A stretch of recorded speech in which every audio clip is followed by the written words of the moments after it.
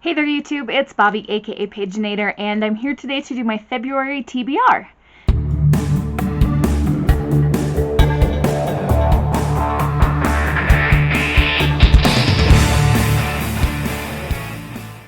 So what I've decided to do this year is each month I'm going to draw 3 cards from my own deck of TBR until it's used up, and then 2 from Jesse's deck of TBR. And if I run out of my own deck, then I'll just finish up with Jesse's. So here we go. We'll start with my deck, and I want to retrieve the cards that have not been used yet. We'll give them a good shuffle. And here we go. First card says, read a historical fiction book. That took a little bit of hunting, but I found The Girl in the Steel Corset by Katie Cross. This is the first book in a series called The Steampunk Chronicles, and it is set in 1897, so it is historical fiction. We're in England, and there is a little bit of what I'm guessing is going to be fantasy or magic in here, because there's something about magical darkness and the main character. So is that going to be actual magical darkness inside her, or like she's just a mysterious girl? I am not sure.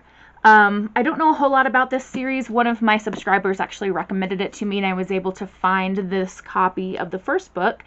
It says, when a young lord tries to take advantage of Finley, our main character, she fights back and wins, but no normal Victorian girl has a darker side that makes her capable of knocking out a full-grown man with one punch. Only Griffin King sees the magical darkness inside her that says she's special, says she's one of them.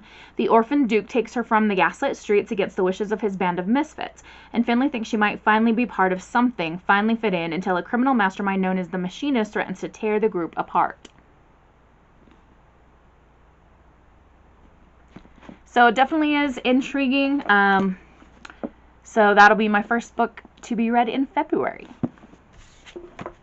Now I will say that I have 3 literature college classes right now, so if I don't get to all 5 of my books this month, I'm not going to beat myself up too badly for it. January went pretty well, but college was really only going for 2 of the weeks of January, so 2.5-ish, I guess. Yeah. Okay, let's pick another card. I apologize if I'm zoomed in too close on the camera. I'm just noticing, gosh, that's really like up in my face, but it is what it is. Okay, read a book with a great first line. All right, I found one with a pretty darn good first line. It is Wonderscape by Jennifer Bell. This is part of my adventure to dive deeper into middle grade reads, and the first line of this book says, it was early morning and Arthur was already running late for school when the gnomes exploded. Yeah, that sounds interesting for sure. So this, I'm going to read the back of the book for you. It says, when Arthur, Wren, and Cecily investigate a mysterious explosion, they find themselves trapped in the year 2473. Lost in the Wonderscape, an epic in-reality adventure game, they must call on the help of some unlikely historical heroes to play their way home before time runs out. This sounds really interesting. I have heard a couple of people on BookTube talking about how much they enjoyed this book in recent times, so there we go. All right, we need a 3rd card from this deck and then 2 from Jesse's. So here is card number 3. Read a book written by a woman or that has a woman on the cover. All right, that shouldn't be too tricky to find.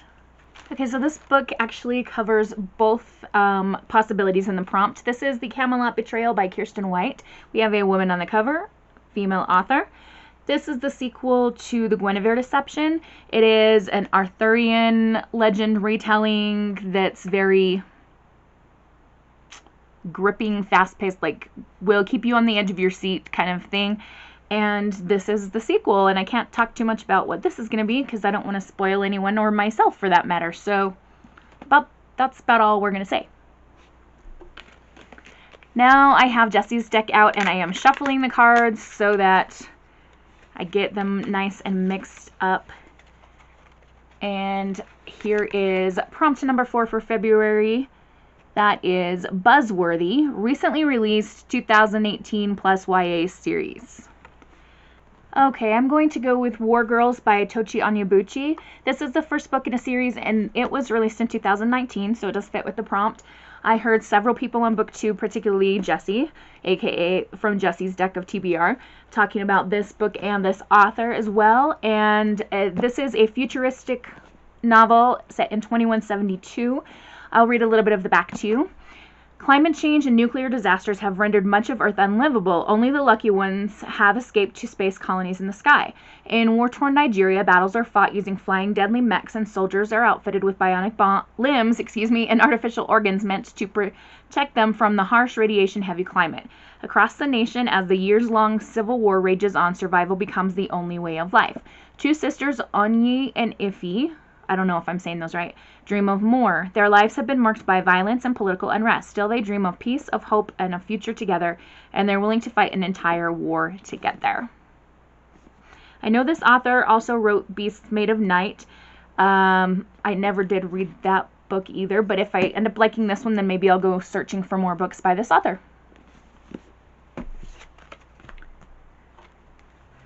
Alright, our last and fifth card is again going to be pulled from Jessie's deck of TBR, and what shall it be? Da, da, da, da. It says ABC, Justice in the Night. Titles, oh, Jessie is reading Justice in the Night because it starts with a J. The title starts with the first letter of your name. I need something that starts with a B. Alright, for this one I'm going to be reading Bright Storm by Vashti Hardy. This is another middle grade book, and it says a skyship adventure. You can see here on the cover we definitely have a skyship floating over a city. And it says, remember what Dad said, don't call it a dream, call it a plan. There's always a way, Maud, there has to be. Arthur and Maudie Brightstorm are devastated to learn that their famous explorer father has died in a failed attempt to reach South Polaris, the southernmost point in the world. To make matters worse, the Lundtown Geographical Society finds Ernest Brightstorm guilty of sabotaging the expedition of his competitor, Eudora Vane, a respected and powerful member of the society. But then a mysterious clue leads the twins to question the story they've been told. Joining the ragtag crew of the Aurora, a homemade skyship captained by the intrepid Harriet Culpepper, Arthur and Maudie race to South Polaris to salvage their family's reputation. As the skyship sets sail, the twins must keep their wits about them if they are to uncover the truth about what happened on their father's doomed expedition and to prove themselves worthy explorers.